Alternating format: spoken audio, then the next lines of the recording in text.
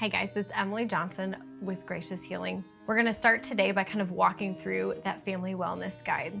We're gonna start with what I believe is the building blocks for all of our roadmaps. So no matter where we are in this roadmap to health, maybe you have a roadmap, maybe you are just starting off on this journey, no matter where you're at, the foundations, the road that paves the way is nutrition. So we're gonna kind of dive into what nutrition looks like and ideas and things to kind of judge, are we feeding our family the best that there is to offer, while at the same time kind of looking at changing the narrative or changing that conversation around why do we wait until we get sick in order to start to change things in our lives. Just because we may not be manifesting symptoms now does not mean that we cannot create an even better foundation both for us and for our kids in the future. So let's jump in and look at nutrition. Food has the power to either be medicine or poison. So again, looking at this idea of not waiting until we're sick, but instead giving our children and ourselves the understanding and knowledge at what food really does for our bodies and how it propels us towards health and can either be the reason or a part of the equation as to why we end up being sick because we have fed poison to ourselves for so long, or it is part of the equation that propels us to be in our late 70s and still feel amazing. Food is the easiest part of the equation when it comes to health. It is the one I find, though, that is far overlooked.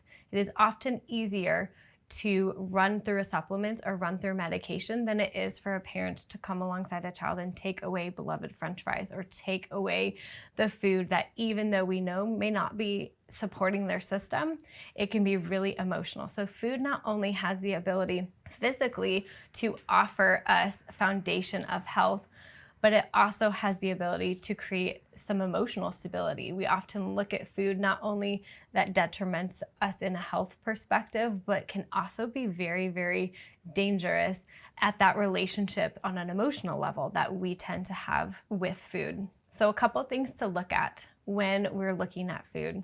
The first, easiest, in my opinion, is to just look at food as a whole source. Are we eating foods that are nutrient dense? We live in a world where, unfortunately, the ground does not have the nutrients it needs on top of things that are being sprayed on our food. So foods just don't have the nutrients that it used to have because it's not getting that from the soil that it's grown in. So being very picky on making sure that the food we do give them is whole food, that it's nutrient dense. Weston Price Foundation is one of my favorite places to look for in terms of resources at understanding how food can be properly prepared. Again, looking back at ancestral culture and how they prepared their food so that it was the most bioavailability that the food has to offer. We also live in a super fast-paced culture. That being said, there are going to be times where we need to reach for processed foods. As moms, sometimes we're running from jobs or sports or activities, or we're at the pool, and it's gonna be a little bit more challenging to bring a salad to the pool. So that being said, when we do look at processed foods, there are some really great processed food options out there, but always kind of having the precedent that in order for us to eat that processed food, it needs to have 5 ingredients or less. The next aspect of nutrition I want us to look at is variety. I heard Dr. Walls in an interview years ago on a podcast where she talked about how our ancestors used to have somewhere between 200 and 300 different varieties of food in a calendar year. But because of refrigeration and because of grocery stores, most of us end up only eating about 50 to maybe 100 tops of different varieties of food that can contribute to our health. So this challenge of eating within seasons, understanding that God gave us seasons for a reason, whether that is sleeping a little extra in the winter or eating a little less sugar in the winter because our days are shorter and they are colder. And looking at what grows in season should be the food at which we consume. So that's going to force a lot of variety. There are some amazing vegetables and nutrients that actually do grow even when there's snow on the ground. So again, looking at where do we live and what fruits are and vegetables are in season, and trying to then get as much nutrients and as much variety in our diets as possible. A fun way to do this is during the summer, the kids and I will go to the farmer's market and they each get to pick out one fruit or vegetable that they've never seen before or that they don't know what it would be. It's always fun because then we come home and sometimes I don't know what it is, so it takes a little bit of time sometimes to Google what it is and how do we cook it and what are some good dishes that we do enjoy eating with it. It's a great way, again, to bring kids into the equation. Food is going to be tough. Bringing kids into the equation to change what they're eating. When you're asking them to go without their goldfish, to go without their French fries, to go without their beloved sugary drinks, having them being part of the change can make a really big difference.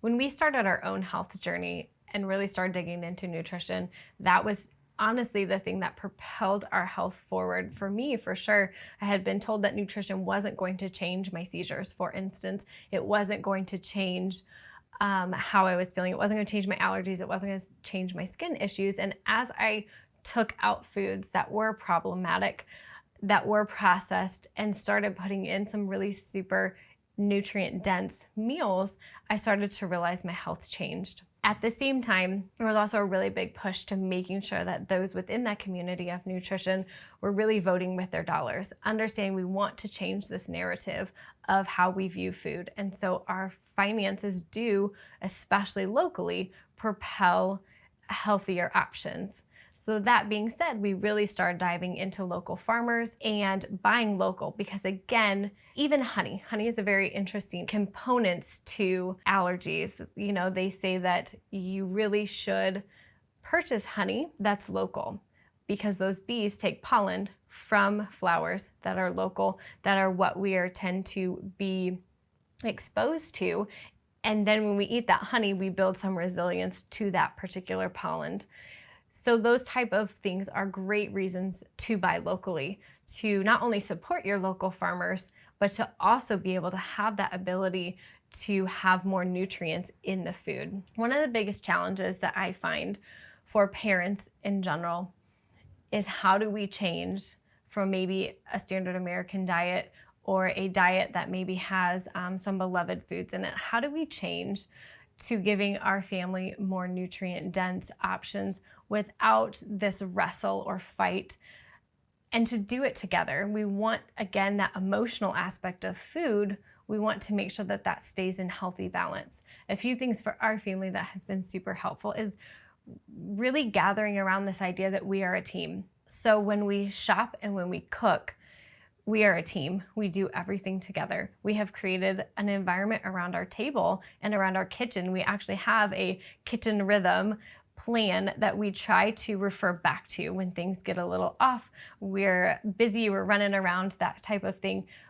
We try to refer back to this kitchen rhythm. What do we want our kids to remember about the kitchen and about the table? So challenging first you as a parent to what do we want in our home? What do we want the table to be? Do we want it to be a place where we quickly consume food and rush off and maybe watch TV or whatever? Or is it an area where we gather around, we sit together, we use food? Because again, in a lot of cultures still, but definitely in ancient cultures, food was an excuse to sit and to socialize and to gather together and to grow.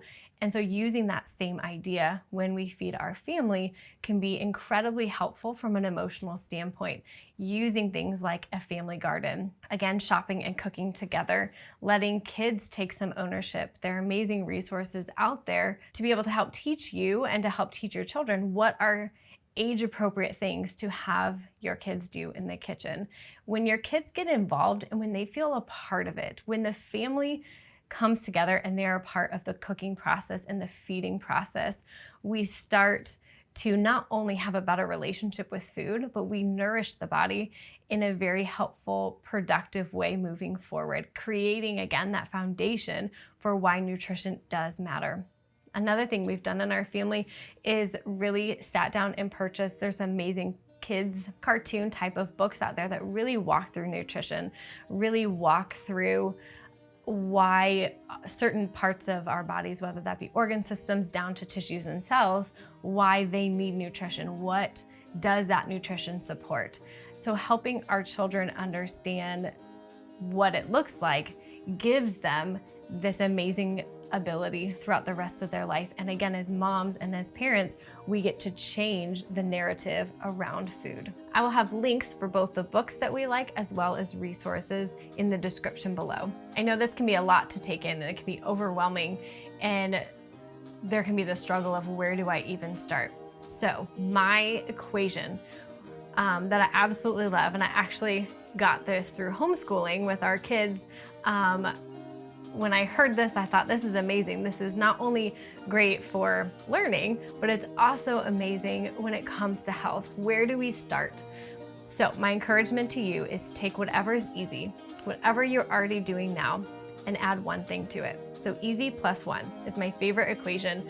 You're looking at what do we already do? We don't want to add additional stress to the system or additional stress that creates us to never actually be able to follow through with something because it feels overwhelming.